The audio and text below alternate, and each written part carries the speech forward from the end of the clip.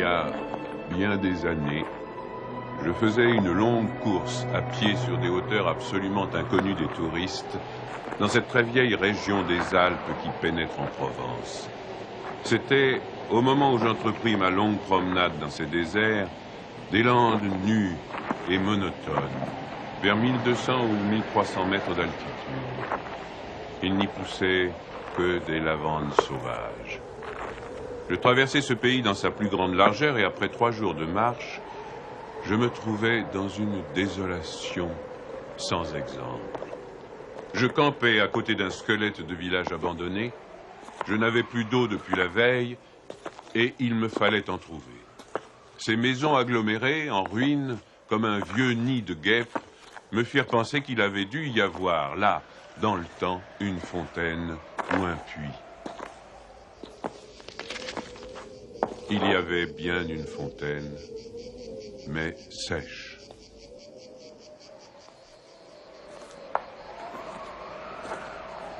Les 5 à 6 maisons, sans toiture, rongées de vent et de pluie, la petite chapelle au clocher écroulé, étaient rangées comme le sont les maisons et les chapelles dans les villages vivants, mais toute la vie avait disparu. C'était un beau jour de juin, avec un grand soleil, mais sur ces terres sans abri et hautes dans le ciel, le vent soufflait avec une brutalité insupportable. Ces grondements dans les carcasses des maisons étaient ceux d'un fauve dérangé dans son repas. Il me fallut lever le camp.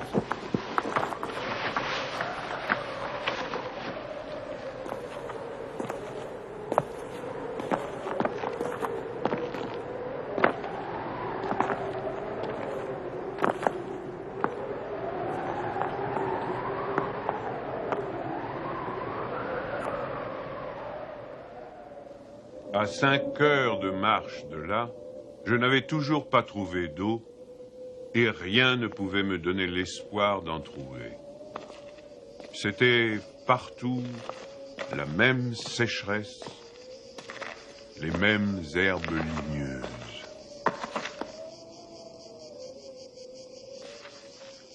Il me sembla apercevoir, dans le lointain, une petite silhouette noire, debout.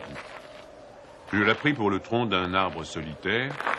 À tout hasard, je me dirigeai vers elle. C'était un berger. Une trentaine de moutons, couchés sur la terre brûlante, se reposaient près de lui.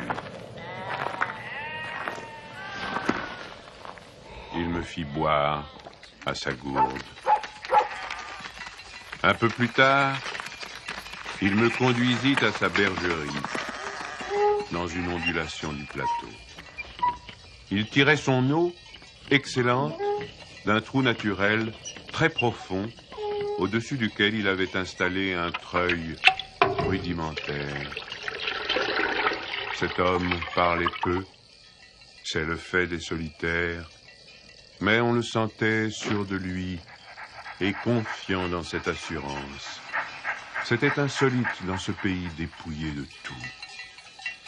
Il n'habitait pas une cabane, mais une vraie maison en pierre, où l'on voyait très bien comment son travail personnel avait rapiécé la ruine qu'il avait trouvée là, à son arrivée. Son toit était solide et étanche. Le vent qui le frappait faisait sur les tuiles le bruit de la mer sur les plages. Son ménage était en ordre, son parquet balayé, son fusil graissé. La soupe bouillait sur le feu. Je remarquai alors qu'il était aussi rasé de frais, que tous ses boutons étaient solidement cousus, que ses vêtements étaient reprisés avec le soin minutieux qui rend les reprises invisibles.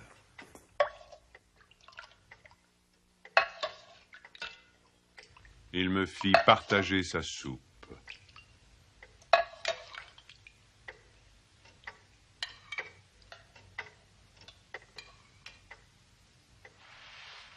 Comme après, je lui offrais ma blague à tabac, il me dit qu'il ne fumait pas.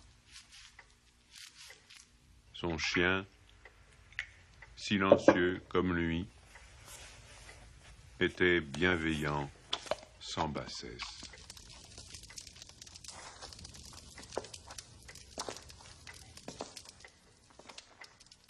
Il avait été entendu que je passerais la nuit là, le village le plus proche étant encore à plus d'une journée et demie de marche. Je connaissais parfaitement le caractère des rares villages de cette région. Il y en a 4 ou 5, dispersés, loin les uns des autres, sur les flancs de ces hauteurs, dans les taillis de chênes blancs, à la toute extrémité des routes carrossables. Ils sont habités par des bûcherons qui font du charbon de bois. Ce sont des endroits où l'on vit mal. Les familles, serrées les unes contre les autres, dans ce climat qui est d'une rudesse excessive, aussi bien l'été que l'hiver, exaspèrent leur égoïsme en vase clos. L'ambition irraisonnée s'y démesure. Dans le désir continu de s'échapper de cet endroit, les hommes vont porter leur charbon à la ville, puis retournent. Les plus solides qualités craquent sous cette perpétuelle douche écossaise. Les femmes mijotent des rancœurs. Il y a concurrence sur tout, aussi bien pour la vente du charbon de bois que pour le banc à l'église, pour les vertus qui se combattent entre elles, pour les vices qui se combattent entre eux, et pour la mêlée générale des vices et des vertus sans repos. Par là-dessus, le vent également sans repos irrite les nerfs. Il y a des épidémies de suicide et de nombreux cas de folie, presque toujours meurtrières.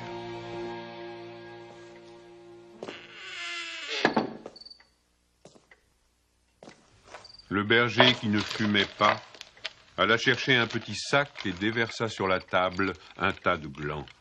Il se mit à les examiner, un après l'autre, avec beaucoup d'attention, séparant les bons des mauvais. Je fumais ma pipe, je proposais de l'aider. Il me dit que c'était son affaire. En effet, voyant le soin qu'il mettait à ce travail, je n'insistais pas. Ce fut toute notre conversation. Quand il eut du côté des bons un tas de glands assez gros, il les compta par paquets de 10. Ce faisant, il éliminait encore les petits fruits ou ceux qui étaient légèrement fendillés, car il les examinait de fort près. Quand il eut ainsi devant lui 100 glands parfaits, il s'arrêta et nous allâmes nous coucher. La société de cet homme donnait la paix. Je lui demandai le lendemain la permission de me reposer tout le jour chez lui.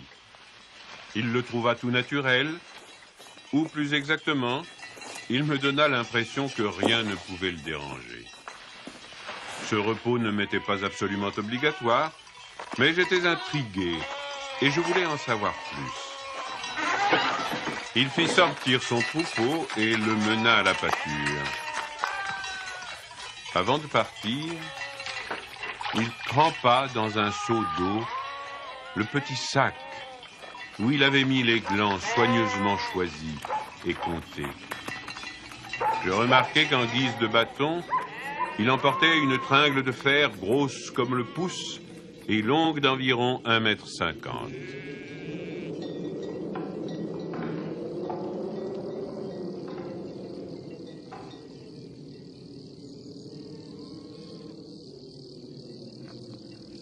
Je fis celui qui se promène en se reposant, et je suivis une route parallèle à la sienne. La pâture de ces bêtes était dans un fond de combe. Il laissa le petit troupeau à la garde du chien et monta vers l'endroit où je me tenais. J'eus peur qu'il vînt pour me reprocher mon indiscrétion, mais pas du tout. C'était sa route, et il m'invita à l'accompagner si je n'avais rien de mieux à faire. Il allait à 200 mètres de là, sur la hauteur. Arrivé à l'endroit où il désirait aller, il se mit à planter sa tringle de fer dans la terre. Il faisait ainsi un trou dans lequel il mettait un gland, puis il rebouchait le trou. Il plantait des chênes. Je lui demandai si la terre lui appartenait. Il me répondit que non. Savait-il à qui elle était? Il ne savait pas. Il supposait que c'était une terre communale ou peut-être était-elle la propriété de gens qui ne s'en souciaient pas. Lui ne se souciait pas de connaître les propriétaires. Il planta ainsi ses sanglants avec un soin extrême.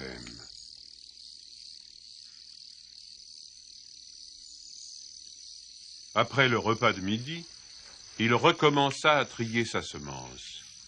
Je mis, je crois, assez d'insistance dans mes questions, puisqu'il y répondit. Depuis 3 ans, il plantait des arbres dans cette solitude. Il en avait planté 100 000. Sur les 100 000, 20 000 étaient sortis. Sur ces 20 000, il comptait encore en perdre la moitié du fait des rongeurs ou de tout ce qu'il y a d'impossible à prévoir dans les desseins de la Providence. Restaient 10 000 chênes qui allaient pousser dans cet endroit où il n'y avait rien auparavant. C'est à ce moment-là que je me souciais de l'âge de cet homme. Il avait visiblement plus de 50 ans. 55, me dit-il. Il s'appelait Elzéar Bouffier. Il avait possédé une ferme dans les plaines.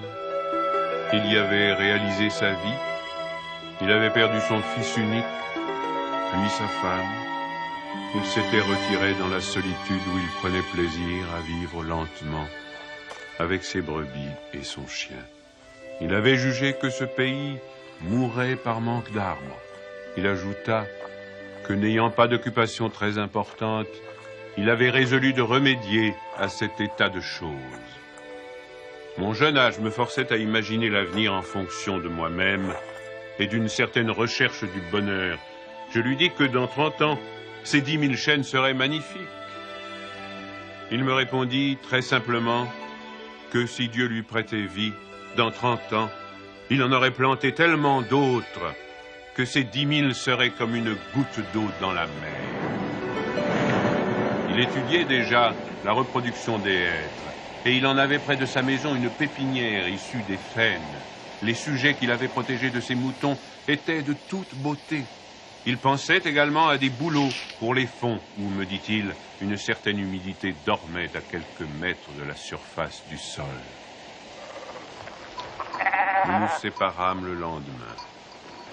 L'année d'après, il y eut la guerre de 14, dans laquelle je fus engagé pendant 5 ans. Un soldat d'infanterie ne pouvait guère y réfléchir à des arbres.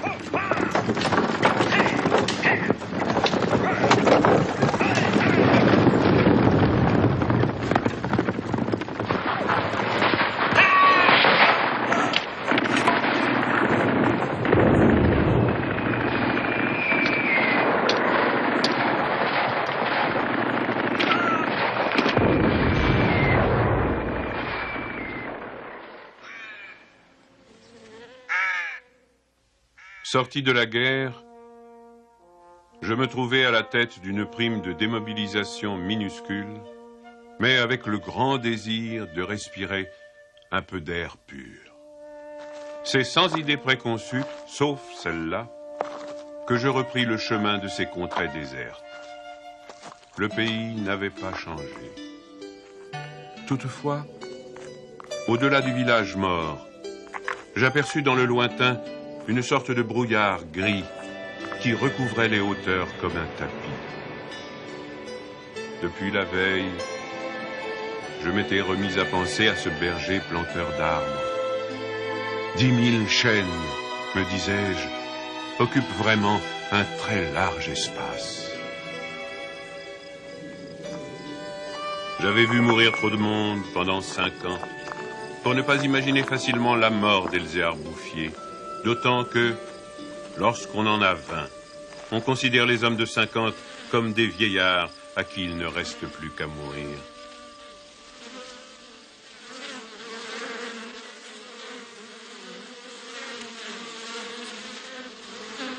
Il n'était pas mort. Il avait changé de métier. Il ne possédait plus que 4 brebis, mais par contre, une centaine de ruches. Il s'était débarrassé des moutons qui mettaient en péril ses plantations d'arbres. Il ne s'était pas du tout soucié de la guerre. Il avait imperturbablement continué à planter. Les chênes de 1910 avaient alors 10 ans et étaient plus hauts que moi et que lui. Le spectacle était impressionnant. J'étais littéralement privé de parole. Et comme lui ne parlait pas, nous passâmes tout le jour en silence à nous promener dans sa forêt. Elle avait en 3 tronçons 11 kilomètres de long et 3 kilomètres dans sa plus grande largeur. Quand on se souvenait que tout était sorti des mains et de l'âme de cet homme, sans moyens techniques, on comprenait que les hommes pourraient être aussi efficaces que Dieu dans d'autres domaines que la destruction. Il avait suivi son idée. Et les hêtres qui m'arrivaient aux épaules, répandus à perte de vue, en témoignaient. Les chênes étaient drus et avaient dépassé l'âge où ils étaient à la merci des rongeurs. Quant au dessein de la Providence elle-même, pour détruire l'œuvre créée, il lui faudrait avoir désormais recours au cyclone. Il me montra d'admirables bosquets de bouleaux qui dataient de 5 ans, c'est-à-dire de 1915, de l'époque où je combattais à Verdun. Il leur avait fait occuper tous les fonds où ils soupçonnaient, avec juste raison, qu'il y avait de l'humidité presque à fleur de terre. Ils étaient tendres comme des adolescents et très décidés. La création avait l'air d'ailleurs de s'opérer en chaîne. Il ne s'en souciait pas. Il poursuivait obstinément sa tâche, très simple. Mais, en redescendant par le village, je vis couler de l'eau dans des ruisseaux qui, de mémoire d'homme, avaient toujours été à sec. C'était la plus formidable opération de réaction qu'il m'ait été donné de voir. Ces ruisseaux secs avaient jadis porté de l'eau dans des temps très anciens. Certains de ces villages tristes dont j'ai parlé au début de mon récit s'étaient construits sur les emplacements d'anciens villages gallo-romains dont il restait encore des traces, dans lesquels les archéologues avaient fouillé et ils avaient trouvé des hameçons à des endroits où, au XXe siècle, on était obligé d'avoir recours à des citernes pour avoir un peu d'eau. Le vent aussi dispersait certaines graines. En même temps que l'eau réapparut, réapparaissaient les saules, les osiers, les prés, les jardins, les fleurs et une certaine façon de vivre. Mais la transformation s'opérait si lentement qu'elle entrait dans l'habitude sans provoquer d'étonnement. Les chasseurs qui montaient dans les solitudes à la poursuite des lièvres ou des sangliers avaient bien constaté le foisonnement des petits arbres, mais ils l'avaient mis sur le compte des malices naturelles de la terre. C'est pourquoi personne ne touchait à l'œuvre de cet homme. Si on l'avait soupçonné, on l'aurait contrarié. Il était insoupçonnable. Qui aurait pu imaginer, dans les villages et les administrations, une telle obstination dans la générosité la plus magnifique?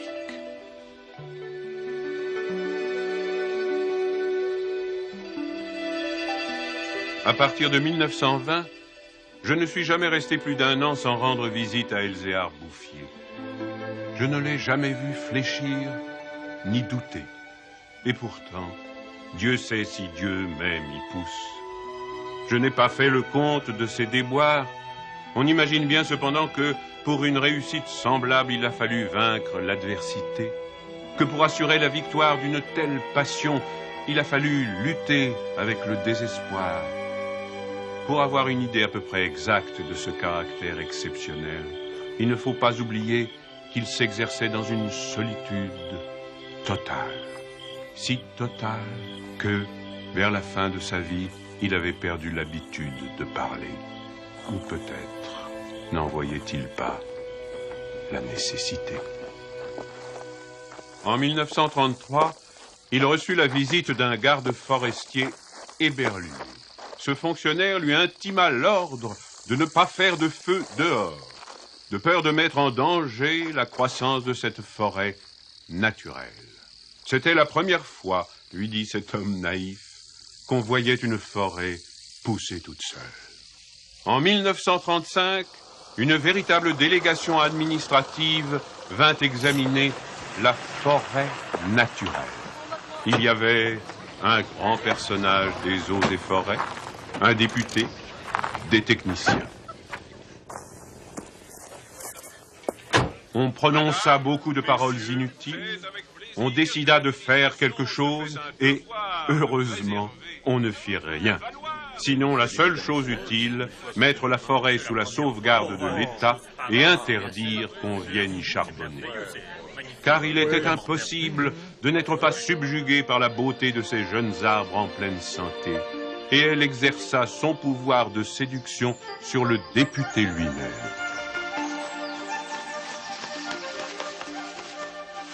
J'avais un ami parmi les capitaines forestiers qui était de la délégation.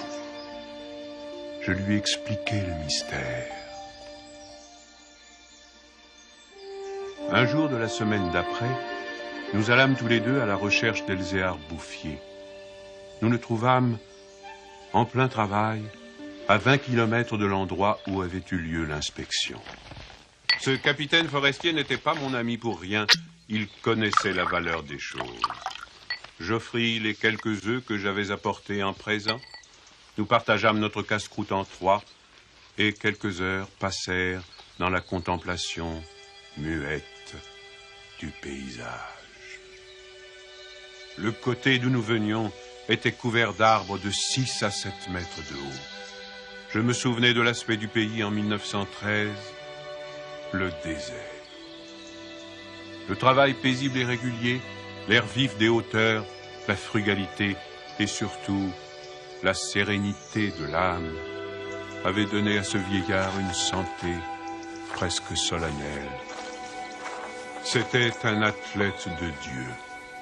Je me demandais combien d'hectares il allait encore couvrir d'arbres. Avant de partir, mon ami fit simplement une brève suggestion à propos de certaines essences auxquelles le terrain d'ici paraissait devoir convenir. Il n'insista pas. Pour la bonne raison, me dit-il après, que ce bonhomme en sait plus que moi. Au bout d'une heure de marche, l'idée ayant fait son chemin en lui, il ajouta « Il en sait beaucoup plus que tout le monde. Il a trouvé un fameux moyen d'être heureux. » C'est grâce à ce capitaine que non seulement la forêt, mais le bonheur de cet homme furent protégés. L'œuvre ne courut un risque grave que pendant la guerre de 1939. Les automobiles marchant alors au gazogène, on n'avait jamais assez de bois. On commença à faire des coupes dans les chênes de 1910, mais ces quartiers sont si loin de tout réseau routier que l'entreprise se révéla très mauvaise au point de vue financier.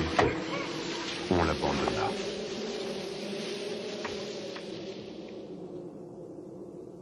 Le berger n'avait rien vu. Il était à 30 kilomètres de là, continuant paisiblement sa besogne, ignorant la guerre de 39, comme il avait ignoré la guerre de 14. J'ai vu Elzéar Bouffier pour la dernière fois en juin 1945. Il avait alors 87 ans.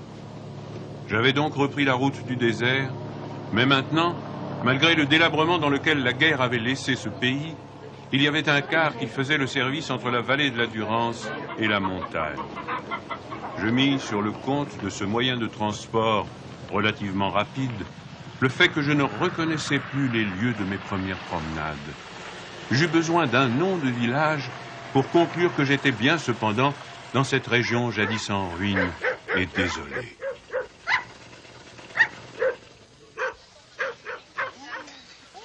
Le car me débarqua à Vergon. En 1913, ce hameau de 10 à 12 maisons avait 3 habitants. Ils étaient sauvages, se détestaient, vivaient de chasse aux pièges. Leurs conditions étaient sans espoir. Tout était changé. L'air lui-même. Au lieu des bourrasques sèches et brutales qui m'accueillaient jadis, soufflait une brise souple, chargée d'odeurs. Un bruit semblable à celui de l'eau venait des hauteurs. C'était celui du vent dans les forêts. Enfin, chose plus étonnante, j'entendis le vrai bruit de l'eau coulant dans un bassin. Je vis qu'on avait fait une fontaine, qu'elle était abondante, et ce qui me toucha le plus, on avait planté près d'elle un tilleul, symbole incontestable d'une résurrection.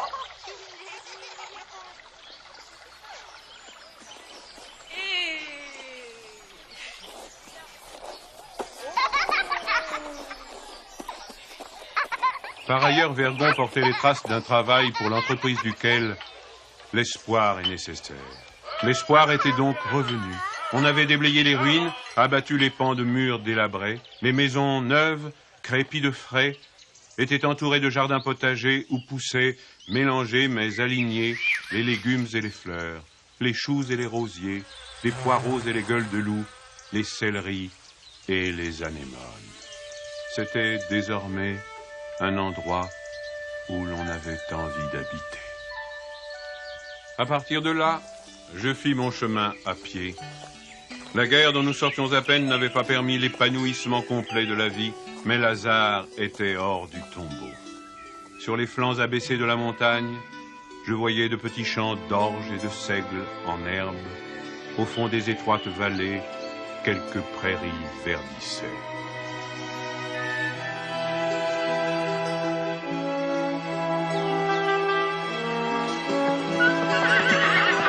Il n'a fallu que les 8 ans qui nous séparent de cette époque pour que tout le pays resplendisse de santé et d'aisance. Sur l'emplacement des ruines que j'avais vues en 1913, s'élèvent maintenant des fermes propres, bien crépies, qui dénotent une vie heureuse et confortable. Les vieilles sources, alimentées par les pluies et les neiges que retiennent les forêts, se sont remises à couler. À côté de chaque ferme, dans des bosquets d'érables, les bassins des fontaines débordent sur des tapis de menthe fraîche. Les villages se sont reconstruits peu à peu. Une population venue des plaines où la terre se vend chère s'est fixée dans le pays, y apportant de la jeunesse, du mouvement, de l'esprit d'aventure. On rencontre dans les chemins des hommes et des femmes bien nourris, des garçons et des filles qui savent rire et ont repris goût aux fêtes campagnardes.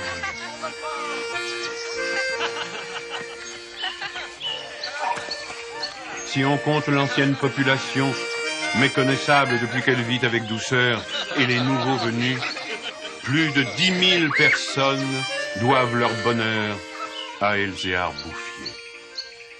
Quand je pense qu'un homme seul, réduit à ses simples ressources physiques et morales, a suffi pour faire surgir du désert ce pays de Canaan, je trouve que malgré tout, la condition humaine est admirable.